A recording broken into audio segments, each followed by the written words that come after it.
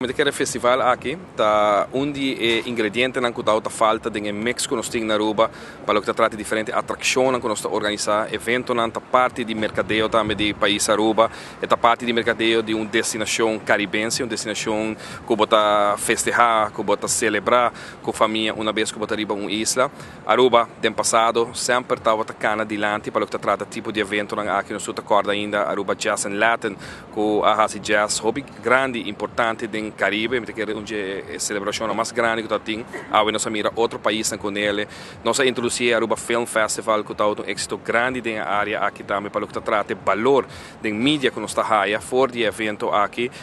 Nós mira com Aruba há 2 anos, a tomar pausa dentro aqui, outro isla no Caribe, a tomar aqui over, e aí aqui a base de mesmo estúdio na Kawara, assim, a discípulo reinstituir o Film Festival na Aruba, que aí aqui nós temos uma continuação de gele. Nós estamos em Aruba Fashion Week aqui na Aruba, nós estamos em Aruba Jazz, de caso aqui organiza o senhor Eric Eyman, que também está assim grande e está e continuar e também quer mercado específico, Soul Beach Music Festival, pero falta naturalmente ingrediente para o que trata atração especial para Latinoamérica, caminho que nós atrair, maneira de tomando lugar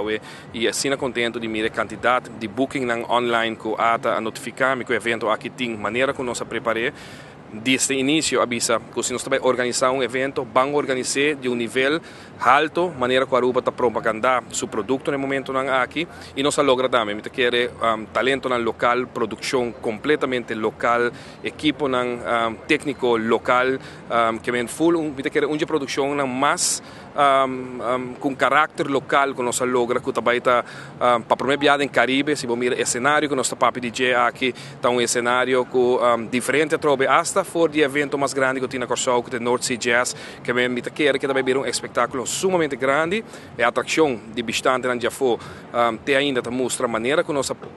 premirar que aqui também está visitante para o que trata periodista internacional também está chegando no momento aqui e bota papel de técnica que na Chile, Peru, Argentina, Brasil, Colômbia, Panamá, Corsol, Saint Martin, tour parte da área aqui que mostra que o evento aqui a reach out e se nos mira é mesmo artista que forma parte de um calibre altíssimo com mais de 60 milhões, 20 milhões likes e como também followers na Twitter, na Facebook